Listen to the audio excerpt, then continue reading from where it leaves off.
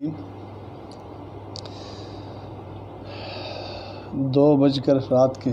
ہو گئے ہیں۔ اللہ کا شکر ہے کہ یہ ٹائم قرآن سننے اور قرآن کو سمجھنے میں گزر رہا ہے۔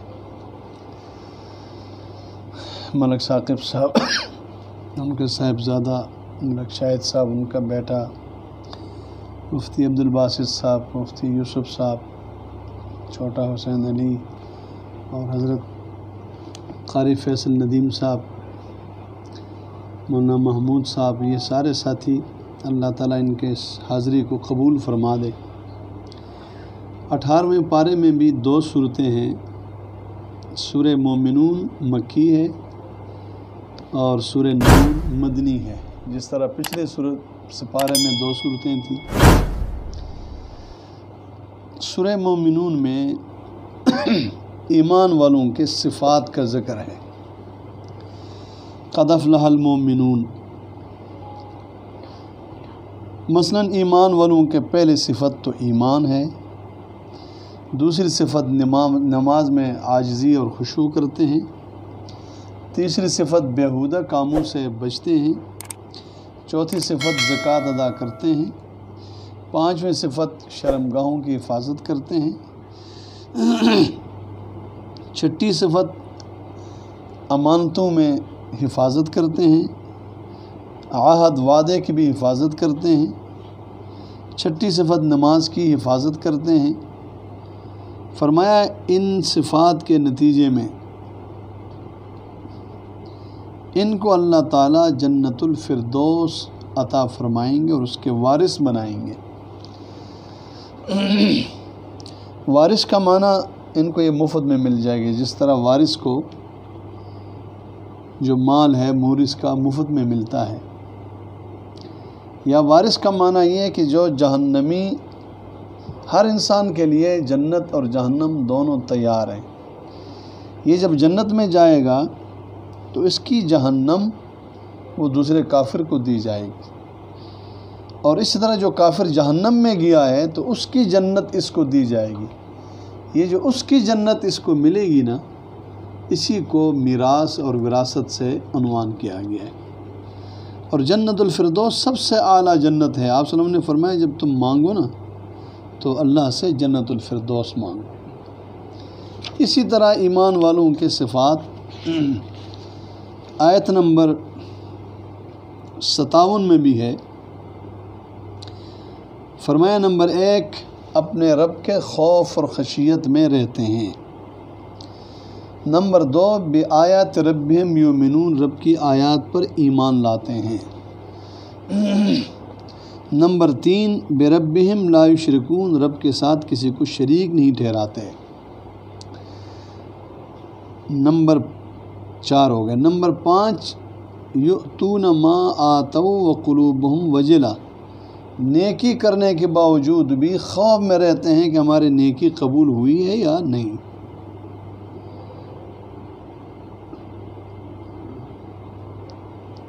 اسی میں 2 صفات ہو گئی، نیکی کرنا اور قبول نہ ہونے کے ڈر سے خوف میں رہنا، اور 7ویں صفت یسارعون فی الخیرات، نیک کاموں میں آگے بڑھتے ہیں۔ چونکہ اس میں کئی دفعہ توحید کا دعویٰ، مکی صورت ہے تو اس میں تو یہ دعوے بار بار آ رہے ہیں، تو پھر کچھ دلائل نقلیہ ہیں توحید اور اللہ کی وحدانیت پر۔ حضرت نوح علیہ السلام سے ہے وَلَقَدْ أَرْسَلْنَا نُوحًا إِلَىٰ قَوْمِهِ میں، کہ نوح علیہ السلام نے بھی قوم کو کہا تھا یا قوم اعبدوا اللہ ما لکم من الہ غیرہ، اس کے سوا کوئی معبود نہیں، صرف ایک اللہ کی عبادت کرو۔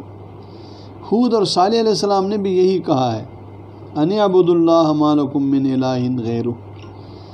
اجمالی دلیل بھی ہے انبیاء کرام سب کی طرف سے، اور موسیٰ علیہ السلام اور ہارون علیہ السلام سے بھی اللہ کے توحید پر دلیل نقلی ہے۔ تمام انبیاء کی دلیل بھی ہے، دلیل نقلی تمام انبیاء سے۔ وہ کیا ہے؟ یا ایھا الرسل کلوا من الطیبات واعملوا صالحا، رسولوں اے انبیاء پاکیزہ اور حلال کھاؤ، عمل نیک کرو۔ علماء فرماتے ہیں کہ حلال کھانے کے نتیجے میں اعمال صالح آسان ہوتے ہیں، حرام کے ساتھ عمل مشکل ہو جاتا ہے۔ اور فرمایا ان ہذہ امتکم امۃ واحدہ، امت ایک ہی ہے شروع سے آخر تک، وہ امت توحید ہے۔ وہ کس بنیاد پر ہے؟ فرمایا انا ربکم فاتقون، مجھے رب مانو اور مجھ سے پھر ڈرو۔ چنانچہ اسی سورہ مومنون میں انبیاء کرام کی طرف سے دلائل نقلیہ بہت سارے آپ نے دیکھ لیے۔ سورہ نور بنیادی طور پر اس میں قواعد ہیں اور آداب ہیں معاشرے کے، خصوصاً بے حیائی سے بچنے کے۔ 4 گواہوں سے زنا ثابت ہو جائے، شادی شدہ نہیں ہے تو فجلدوا کل واحد منہما 100 جلدہ، ہر ایک کو 100 کوڑے مارنے۔ شادی شدہ ہے تو آپ صلی اللہ علیہ وسلم کا عمل اور اسی طرح سنت سے اس کے لیے رجم ثابت ہے۔ حدیث پاک میں ہے اس غامدیہ خاتون نے آ کر آپ صلی اللہ علیہ وسلم کے سامنے گناہ کا اقرار کیا۔ آپ نے فرمایا جو حمل ہے اس کی پیدائش ہو جائے، پیدائش کے بعد پھر آ گئی، آپ نے فرمایا اب اس کو دودھ پلانا ہے۔ پھر وہ اپنے بچے کے ہاتھ میں روٹی دے کر لے آئی اور کہا اللہ کے رسول صلی اللہ علیہ وسلم اب یہ روٹی کھا سکتا ہے۔ آپ نے کہا لے جاؤ اس پر حد جاری کرو۔ چنانچہ مٹی میں گڑھا کھود کر اس میں وہ کھڑی کی گئی اور چاروں طرف سے پتھر مارے گئے اور اسی طرح اس کی زندگی کا خاتمہ ہوا، مگر پاک ہو کر چلی گئی۔ ایک طرف تو ہمیں اس گناہ کی برائی بتانے کے لیے یہ عمل ہے، تھوڑا سا انسان سوچے نا تو حدود کی جتنی قسمیں ہیں ان قسموں سے معاشرے سے گناہ ختم ہوتا ہے۔ حدود جو اللہ نے حد مقرر کیے ہیں، سزائیں مقرر کی ہیں، جیسے قتل کی صورت میں قصاص ہے اور اسی طرح بدکاری کی صورت میں رجم ہے یا کوڑے ہیں، ہاتھ چوری کی صورت میں ہاتھ کاٹنا ہے، اور غلط الزام کوئی لگاتا ہے دوسرے پر حد قذف 80 کوڑے ہیں، اور اسی طرح شراب کے بھی کوڑے ہیں۔ تو یقین جانیں یہ تمام حدود اگر شریعت کے اصول کے مطابق لگ جائیں تو معاشرے سے برائیاں اور معاشرے سے جو جرائم ہیں وہ ختم ہو جائے۔ چنانچہ یہاں پر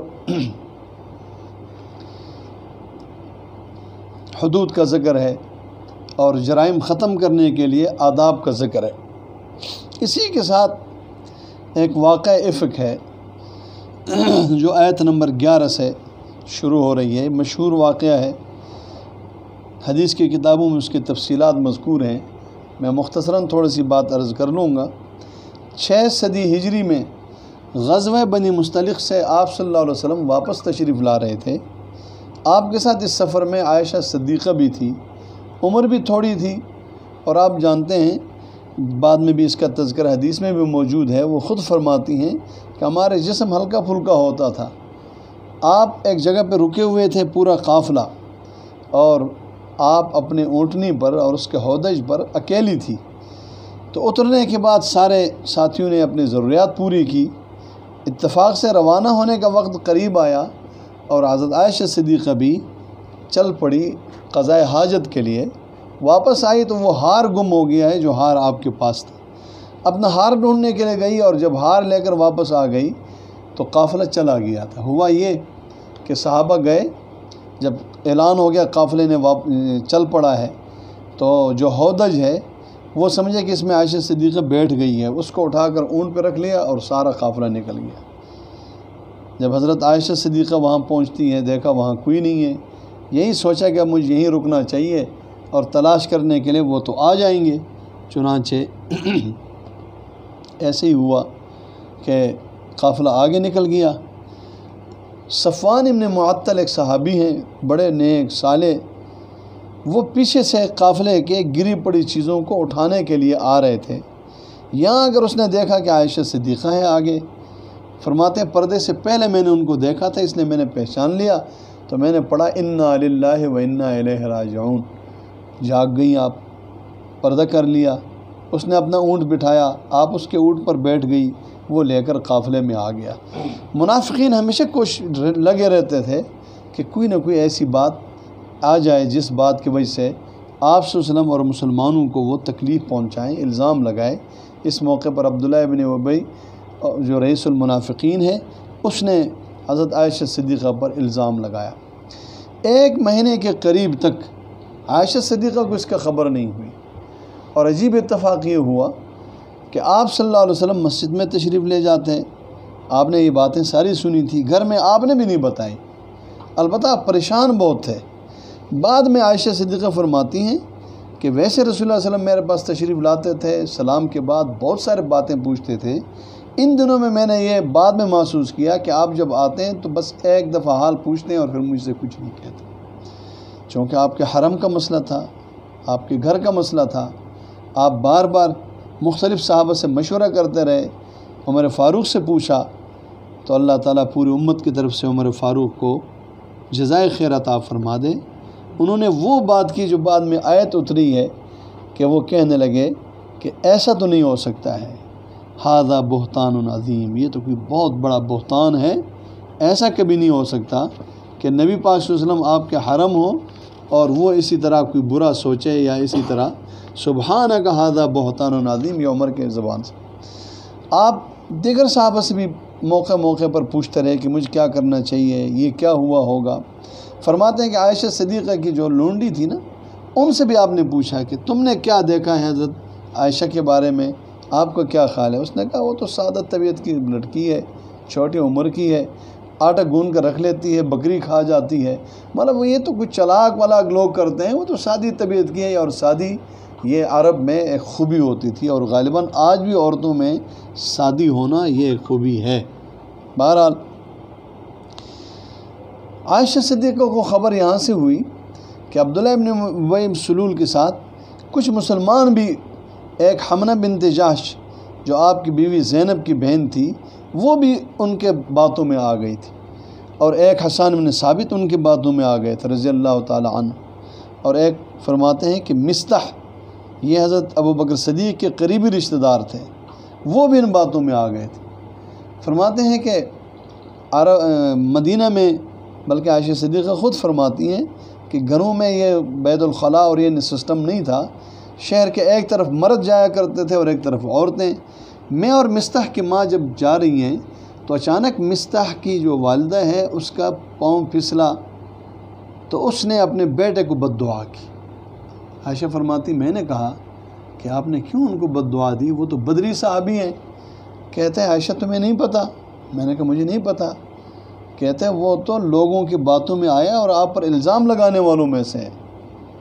کہتی بس میرے پاؤں کے نیچے زمین نکل گئی، واپس آئی اور میں بیمار پڑ گئی، اور شدید بیمار، رات دن، کہتے کسی وقت میرا آنسو نہیں رکے۔ میں نے آپ صلی اللہ علیہ وسلم سے اجازت دی کہ میں ماں باپ کے پاس جاؤں، آپ نے کہا کہ آپ جا سکتی ہیں۔ میں وہاں گئی، کچھ دنوں کے بعد آپ صلی اللہ علیہ وسلم وہاں تشریف لائے، میری والدہ بھی بیٹھی ہوئی ہے، والد بھی بیٹھے ہوئے ہیں، اور آپ صلی اللہ علیہ وسلم مجھ سے پوچھ رہے ہیں کہ عائشہ سچ سچ بتاؤ یہ بات کیا ہے، اب تو آپ کو بھی پتہ چل گیا ہے، یہ تو اتنے عرصے سے بات چل رہی ہے، آپ جو پیچھے رہ گئی تھی، لوگوں نے آپ اور اس صفوان پر الزام لگایا ہے۔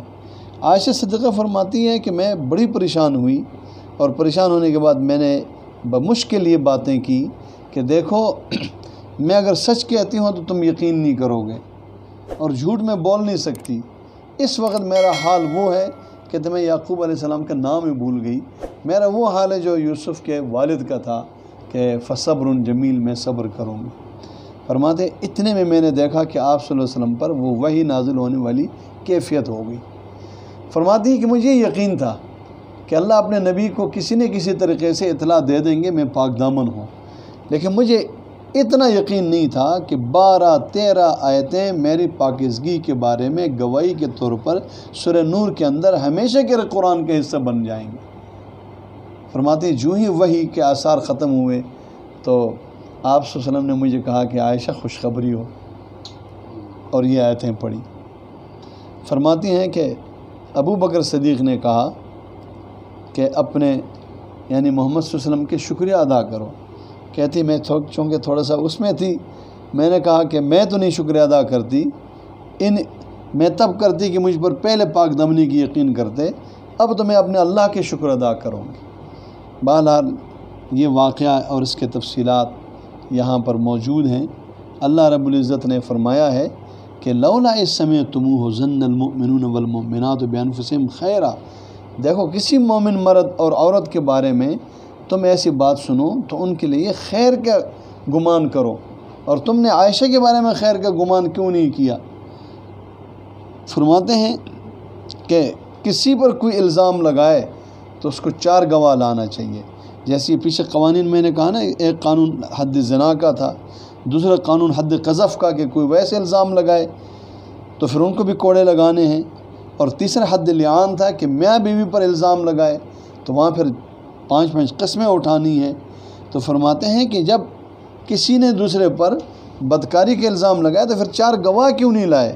ولولا فضل اللہ علیکم ورحمتہ، یہ اللہ کا فضل اور رحمت نہ ہوتی دنیا اور آخرت میں تو فرمایا تمہارے طرف بہت بڑا عذاب آتا۔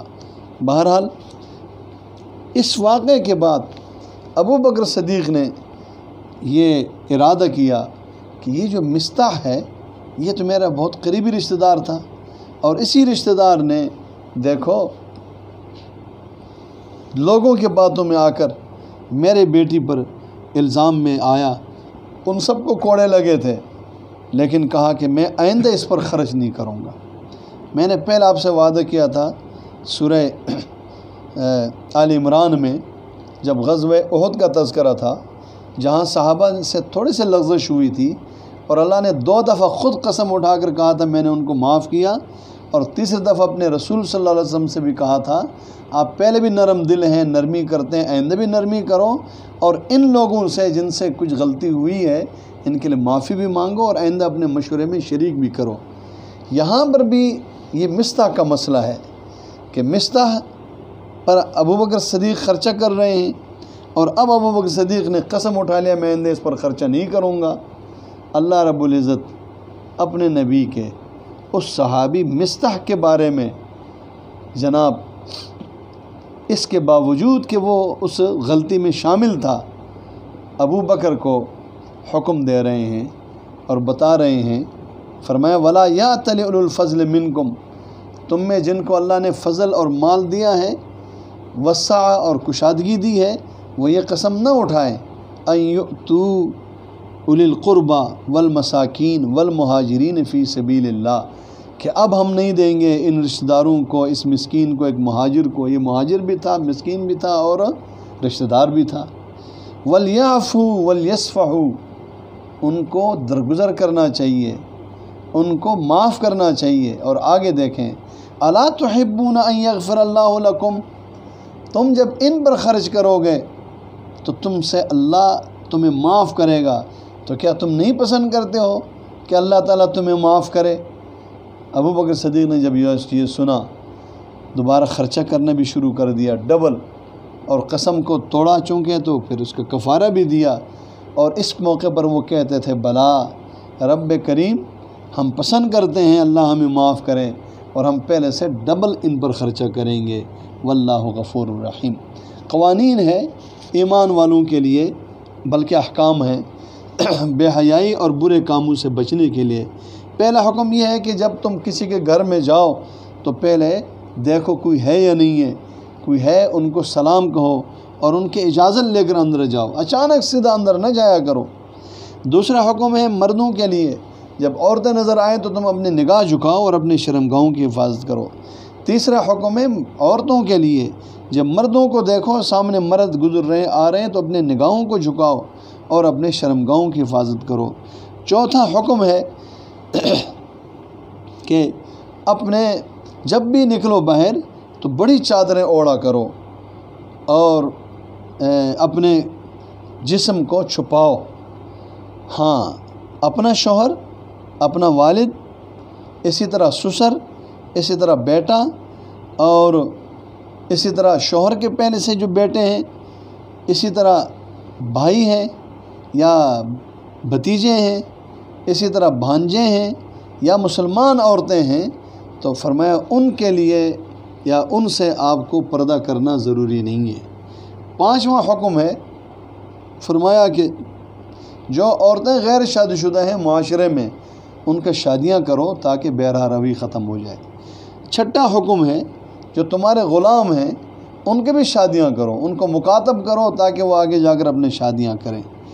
اور 7واں حکم ہے وَآتُوهُم مِّن مَّالِ اللَّهِ الَّذِي آتَاكُم، فرمایا مال بھی دیا کرو جو اللہ تعالیٰ نے تمہیں دیا ہے، یہ ان مکاتب غلاموں کے لیے ہے اور وہ آگے شادیاں کریں۔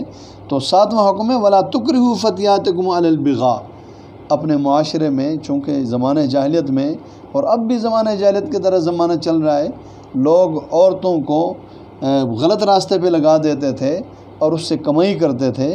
فرمایا کہ نہ، آپ نے اپنے بچیوں کو نہیں زبردستی کرنی ہے برائی پر، اور وہ پاک دامنی چاہتے ہیں اور تم ان کا جناب غلط راستے پہ لگا دیتے ہو۔ یہ احکامات آپ کے سامنے آ گئے۔ ان احکامات کے نتیجے میں معاشرے میں برائیوں کو ختم کرنا مقصود تھا۔ کچھ اوصاف ہیں منافقین کے، وہ بھی کافی تفصیل سے ہیں۔ اس کے مقابلے میں پھر ایمان والوں کے بھی اوصاف ہیں کہ ایمان والوں کو جب اللہ اور رسول کی طرف بلایا جائے تو وہ سمعنا و اطعنا کہتے ہیں، جبکہ منافقوں کو جب بلایا جائے تو یتولی فریق منہم، وہ ایمان والوں سے ہٹ جاتے ہیں، وہ اللہ اور رسول کی طرف آنے کے بجائے چلے جاتے ہیں اور ہٹ جاتے ہیں۔ اسی طرح منافقین اور ایمان والوں کے درمیان تقابل ہے۔ آخری آیات میں اللہ تعالیٰ سے دعا ہے کہ سورہ نور اس کو عورتوں کو پڑھانا چاہیے، اس میں عورتوں کے پاک دامنی اور عورتوں کے برائیوں سے بچنے کے احکامات اور اس کے تذکرے ہیں، اور پہلے زمانے میں اس کا بڑا اہتمام ہوتا تھا۔ سورہ احزاب اور سورہ نور، سورہ طلاق اور سورہ بقرہ، اس کو عورتوں کو پڑھایا کرتے تھے، اس میں احکامات اور چیزیں ہوتی تھی۔ آج کل چونکہ اس کا اہتمام نہیں ہو رہا ہے، اللہ سے دعا ہے اللہ تعالیٰ قرآن کے علوم کو عام فرما دے۔